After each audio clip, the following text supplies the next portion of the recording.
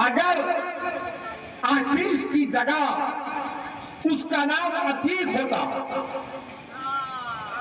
आशीष की जगह उसका नाम अतीक होता, तो क्या बुलडोजर नहीं चढ़ जाता उसके घर के ऊपर? क्या बुलडोजर नहीं चढ़ता?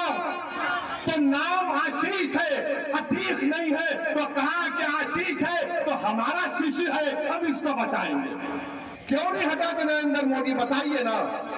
इसलिए नहीं हटाते क्योंकि अजय मिश्रा का ताल्लुक ऊंची जात से है।